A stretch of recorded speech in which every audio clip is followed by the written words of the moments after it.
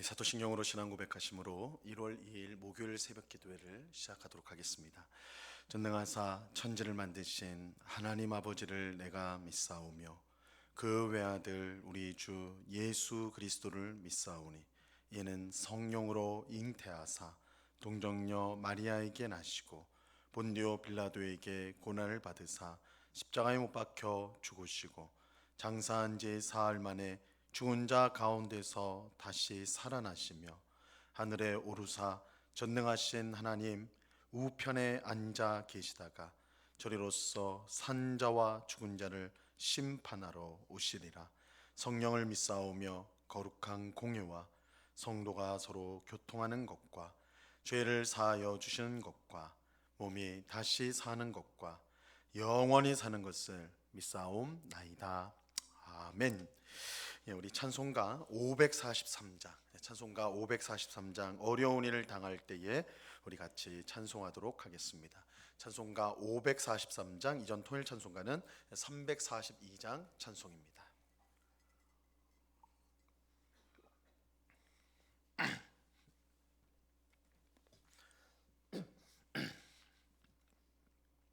찬송가 543장을 같이 찬송하도록 하겠습니다. 어려운 일 당할 때 나의 믿음 적으나 의징하는 내 주를 더욱 의징합니다. 세월 지나갈수록 의징할 것뿐일세. 무슨 일을 당해도 예수 의징합니다. 성령께서 내 마음 밝히 비춰주시니 인도하심 따라서 주만 의징합니다. 세월 지나갈수록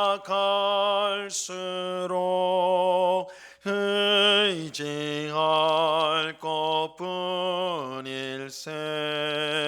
무슨 일을 당해도 예수 의징합니다.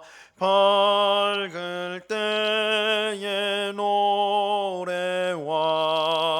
어두울 때의 기도로 위태할 때 도움을 주께 간구합니다. 세월 지나갈수록 의징할 것뿐일세.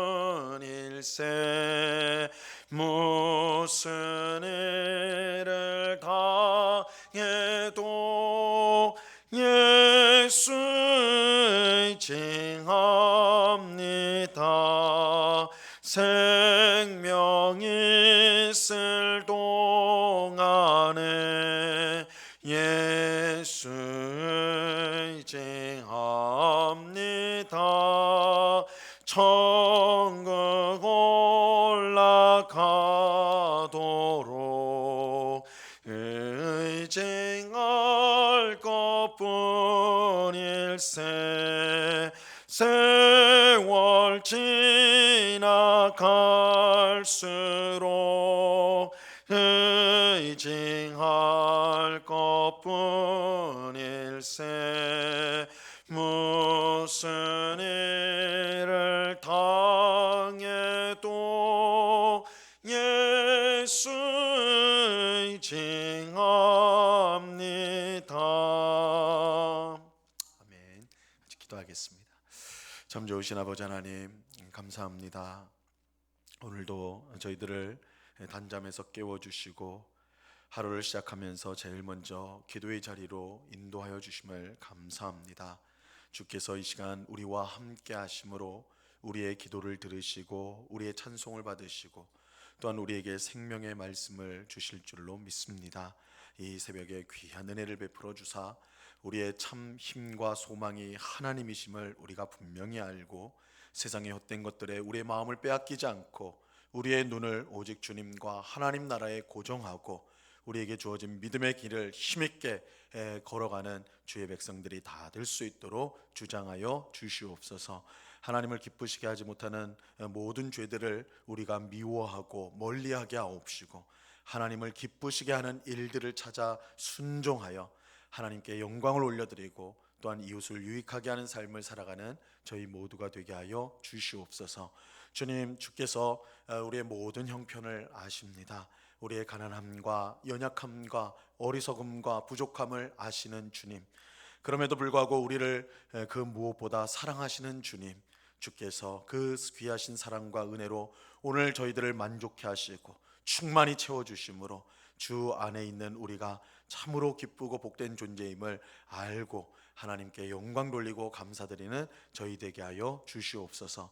이 시간 주의 말씀을 듣고자 합니다. 성령 하나님께서 밝히 조명하여 주셔서 말씀의 뜻을 잘 깨닫게 하옵시고 오늘도 주신 말씀을 마음에 새기고 순종함으로 하나님을 기쁘시게 하는 아름다운 순종의 열매를 풍성히 맺게 하여 주시옵소서.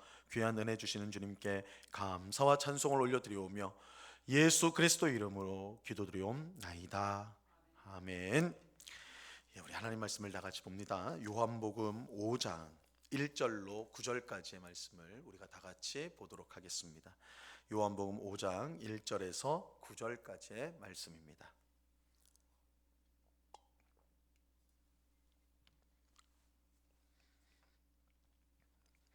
요한복음 5장 1절에서 9절까지의 말씀, 우리 하나님의 말씀을 천천히 다 같이 한 목소리로 읽겠습니다. 시작. 그 후에 유대인의 명절이 되어 예수께서 예루살렘에 올라가시니라.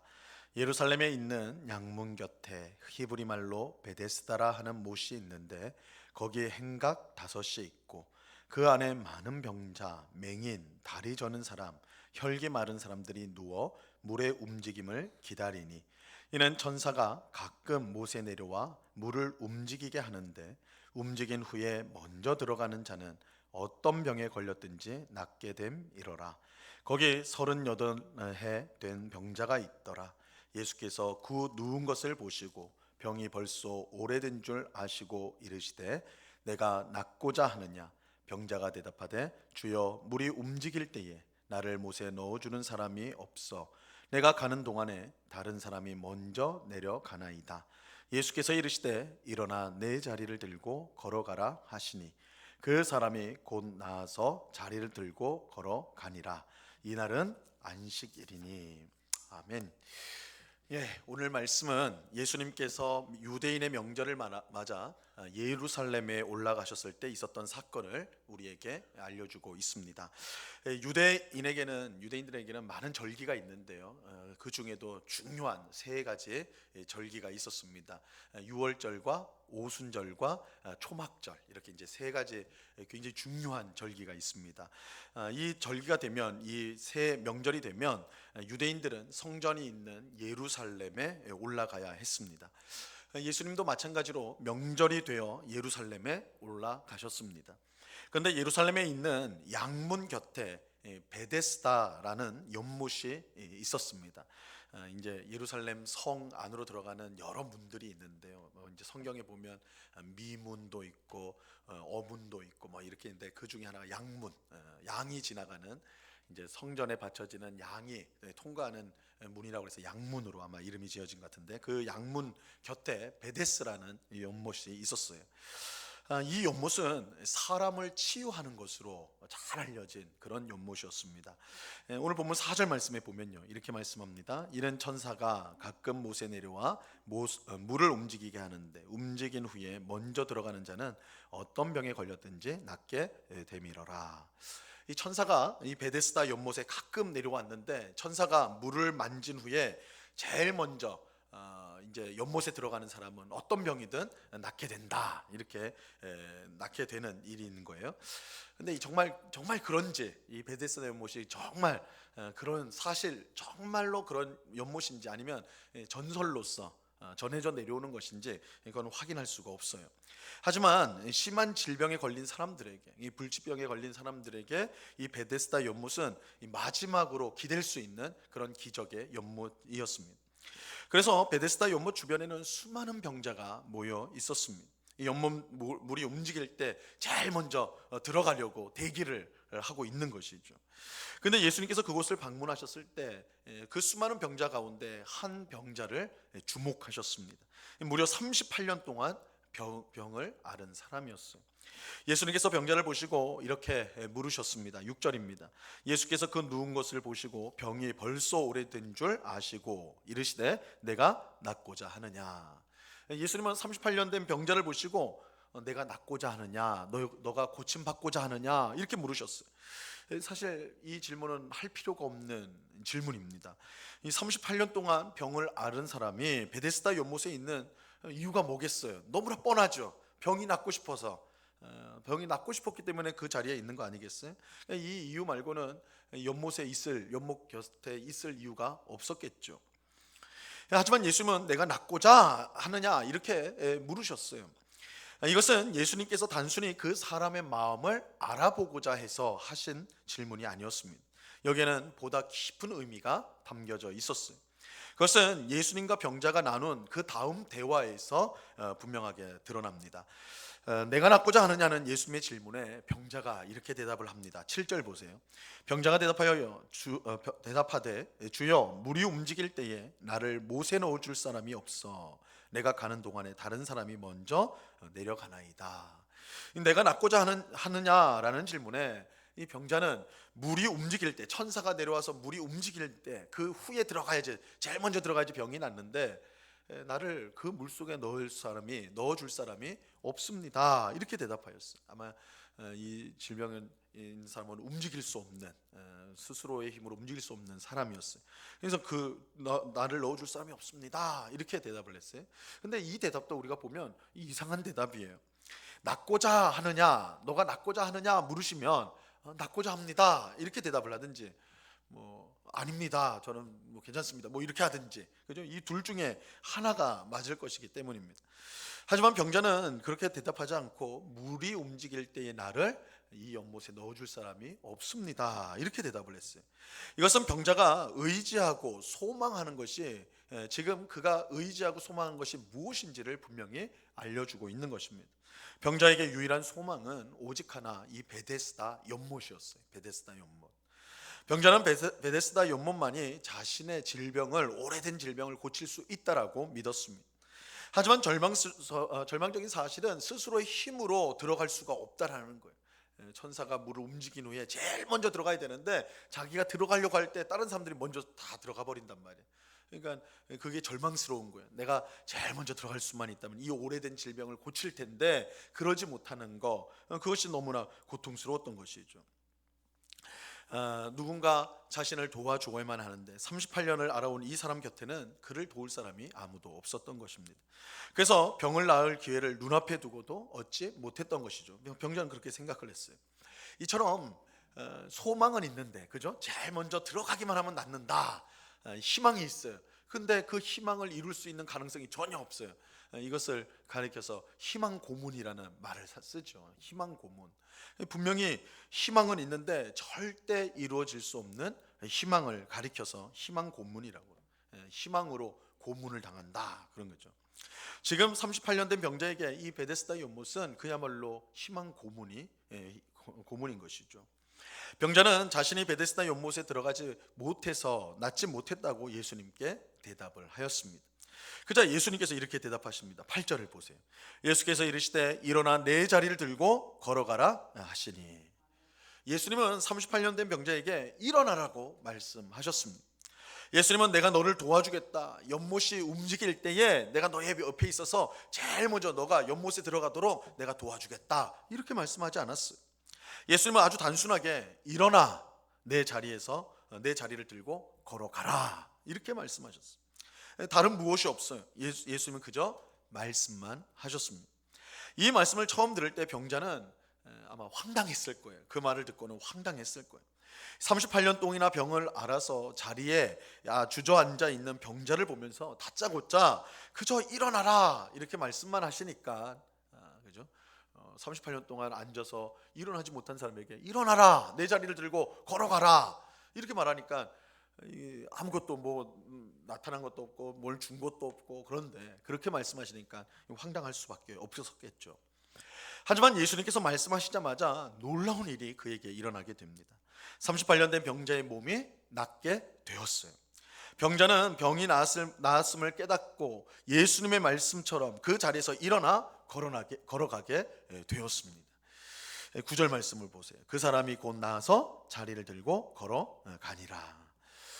우리는 여기에서 예수님이 왜 38년 된 병자에게 내가 낫고자 하느냐라고 물으셨던 이유를 알게 됩니다.